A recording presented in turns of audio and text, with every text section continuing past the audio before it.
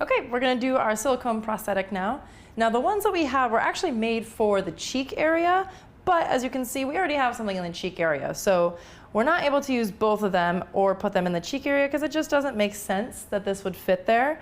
So think of that too when you're planning different ones out. You don't always know how they're gonna look if you're ordering them online. So you don't know what the face shape is. Some people, if they have a much larger face to work on, you can fit multiple pieces in the same area and make it work. For this, we can't fit it there. So I looked at all the different areas of the face that we could use it on. I figured maybe we could use it over here to bring the jawline out a little bit. You know, thought about maybe somewhere on the forehead, but that wouldn't really make sense to me. So instead, with this tiny little bubble, I'm just gonna put it on the chin, and we're gonna blend it onto the chin here just to make the chin bone look a little bit more pronounced, to give a little bit more structure to the bone here. So what we're gonna do is I'm gonna take a little bit of Telesis. Since this is a silicone prosthetic, instead of using Prozaid, I'm gonna use Telesis for this. Now remember, this is an encapsulated silicone, so you can use Prozaid if it's all that you have. But I'm gonna use Telesis just to show you how to work with a different adhesive. And you don't need a lot of it, so it's just a teeny tiny little bit on a cotton bud. And this one's clear, so this one is a little bit harder to see when it's dry and ready. Now, I'm gonna put some right around in this area. And again, not a whole lot. We don't need a lot to get the tack. But then, I'm also going to put some on the back of the prosthetic. So I'm gonna double adhere this one.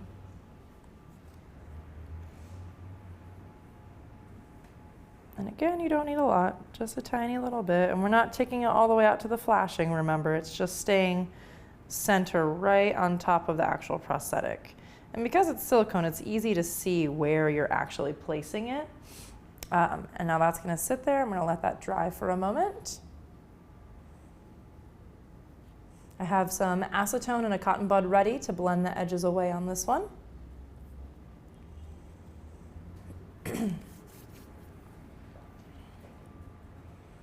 Now you can see it's getting a little stringy. It's not quite there yet. I'm gonna hit it with a hairdryer to speed things up a bit.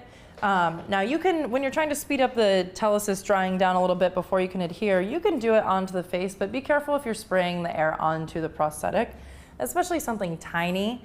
The air can really blow it around, and it can actually blow the flashing to stick into there, and you don't want that to happen because then you're never gonna get that off and it can rip the edge. So leave that one off to the side to dry. And hit this a bit, which will also help speed up the drying process here.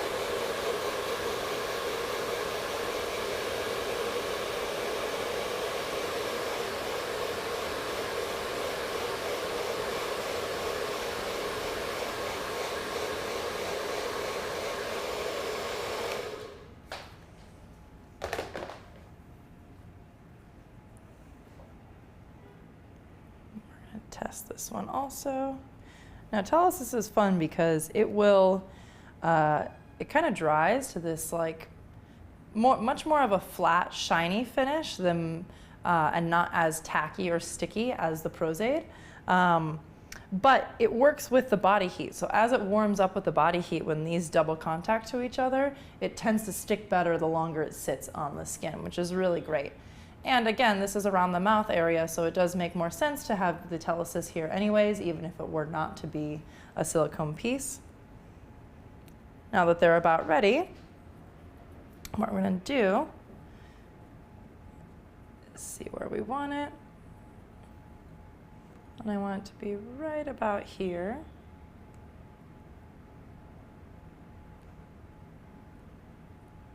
And you can see too, there's already a really good stick to it.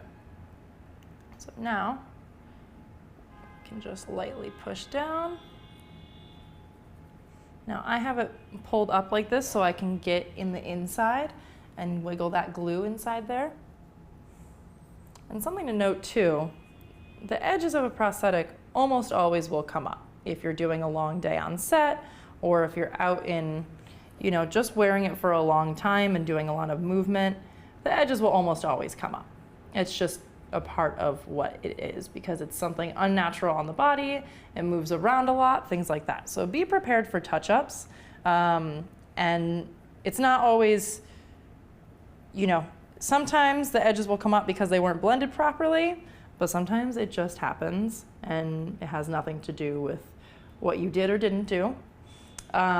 Touch-ups blend away, or it's much easier to touch up with Telesis because it does dry down a bit faster than the Pros-Aid and it is a stronger bond.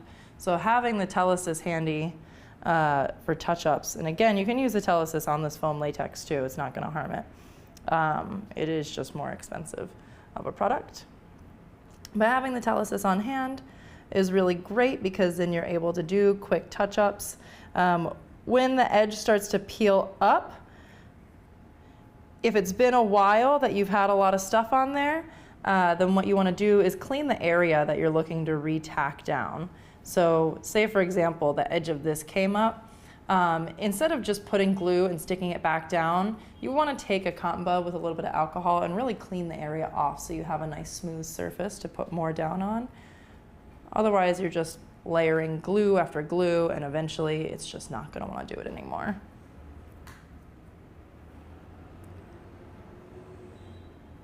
You can see silicone is great too because you can see through it, so you can actually see where you're placing the cotton bud with the adhesive on it, as opposed to the latex. You can't really see where it's going. So now, with a tiny bit of acetone, you can take this and blend this edge away.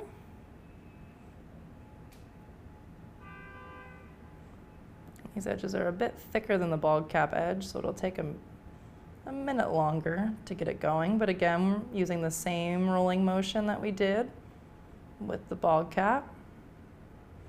And with everything else, we're rolling away from the face, not towards the inside area.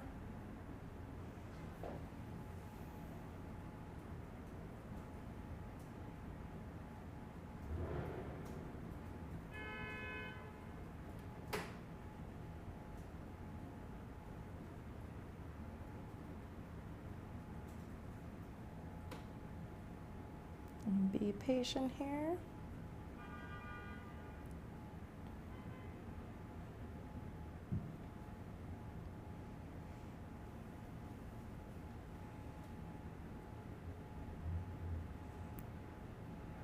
There's a bit of strange hand motions you have to get in there to really wiggle it all past. And you can see how having this longer flashing helps because now you're able to just blend everything away. And you're left with a really smooth edge, like with the bald cap.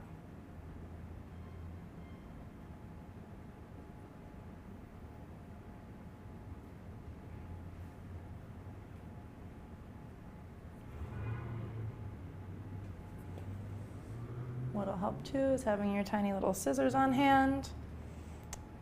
For big pieces, you can cut the excess away so you don't have a lot falling over.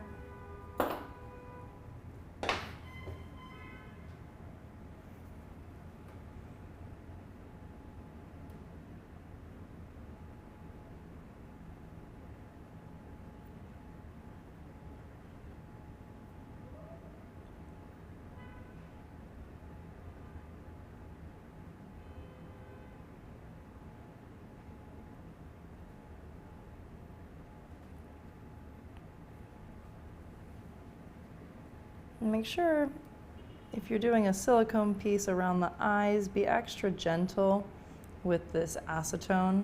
Use as little as humanly possible. That way there's no chance of it actually dripping in the eyes. It should just be around the area.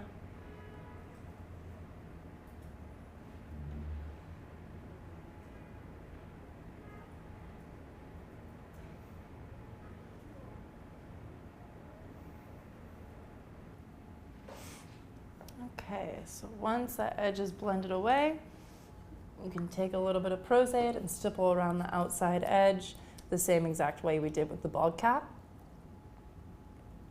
Just a tiny little bit to fill the edge in.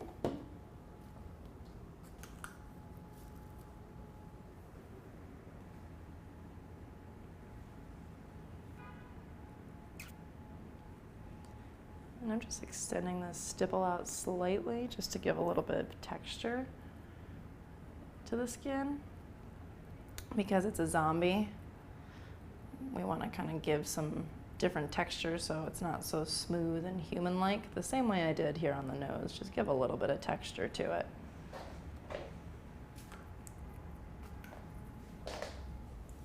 And then we continue to wait for it to dry.